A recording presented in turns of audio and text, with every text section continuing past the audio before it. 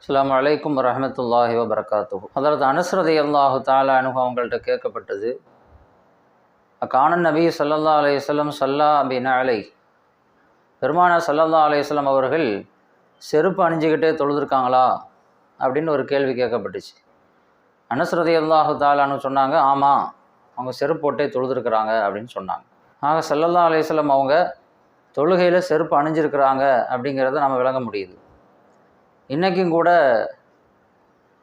ஒரு ஜனாசா தொழுகையில் அல்லது ஒரு ஈது தொழுகையில் மக்கள் கூட்டம் அதிகமாக இருக்கிற அந்த நேரத்தில் பள்ளிக்கு வெளியே அல்லது ரோட் சைடில் நின்று தொழக்கும் பொழுது செருப்பு அணிஞ்சிக்கிட்டு அல்லது செருப்பு போட்டு அதுக்கு மேலே நின்று தொழக்கூடிய ஒரு நிலை வரும்.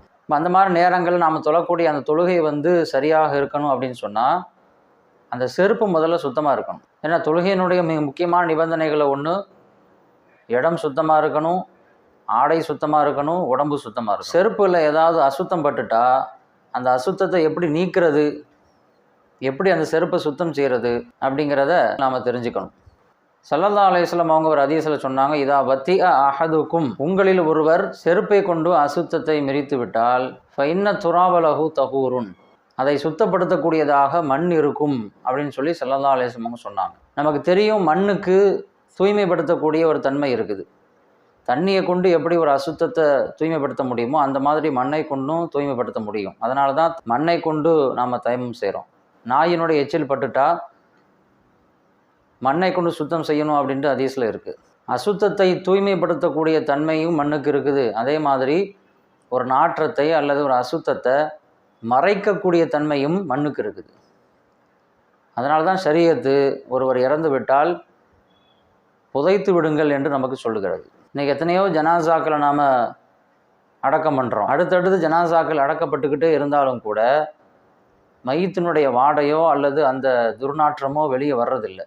ஏன்னா அந்த மண் அந்த துர்நாற்றத்தை கட்டுப்படுத்தி விடுகிறது, மறைத்து விடுகிறது, அந்த மையத்தினுடைய உடலையும் அழித்து விடுகிறது. ஸல்லல்லாஹு அலைஹி வஸல்லம் அவங்க சொன்னாங்க, உங்களில் ஒருத்தர் செருப்பில் அசுத்தம் பட்டுட்டா மண்ணை கொண்டே தூய்மையாகிவிடும் அப்படின்னு சொன்னாங்க.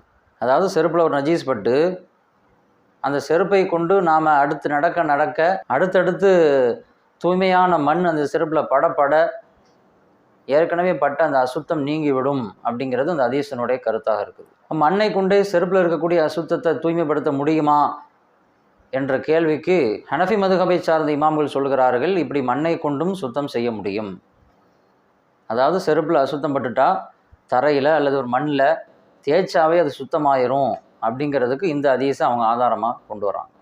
ஆனால் ஷாஃபி மதுஹபை சார்ந்த இமாம்கள்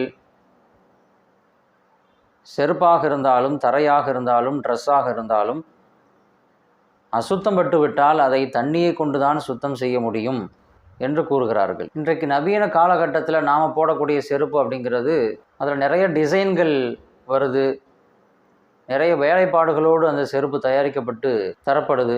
எனவே நாம் அணியக்கூடிய இந்த செருப்பில் ஏதாவது அசுத்தம் பட்டுட்டா அது அந்த இடுக்கில் போய் நுழைஞ்சிக்கும், உள்ளே போய் புகுந்துக்கும். வெறுமனே தேய்ச்சா மட்டும் அது சுத்தம் ஆகிடாது.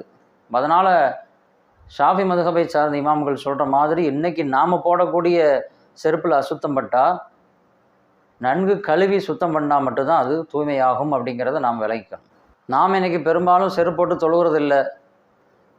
செருப்புக்கு அடியில் அசுத்தம் இருக்கிறதுனால நமக்கு எந்த பாதிப்பும் ஏற்பட போகிறதில்லை என்றாலும் கூட நாம் செருப்பு போட்டுட்டு இன்னொருத்தருடைய செருப்பை மிதிப்போமா இல்லையா? நம்ம செருப்புக்கு கீழே இருக்கக்கூடிய அந்த அசுத்தம் இன்னொருத்தருடைய செருப்பில் பட்டு அதன் மூலமாக அவருடைய தொழுகைக்கு ஏதாவது பாதிப்பை ஏற்படுத்துவதற்கு வாய்ப்பு இருக்கிறது. அதனால் செருப்பில் அசுத்தம் பட்டால் அதை நம்ம கவனக்குறைவாக இருக்க முடியாது. அதை நம்ம கழுவி சுத்தம் பண்ணி தான் ஆகணும். இஸ்லாத்தின் அடிப்படைகளில் ஒன்றாக இருக்கக்கூடிய தூய்மை விஷயத்தில் மிக கவனமாகவும் எச்சரிக்கையாகவும் இருப்பதற்கு அல்லாஹ் தௌஃபீக் செய்வானாக. வ ஆஹிரு தஅவானா அனில் ஹம்துலில்லாஹி ரப்பில் ஆலமீன். அஸ்ஸலாமு அலைக்கும் வரஹ்மத்துல்லாஹி வபரகாத்துஹு.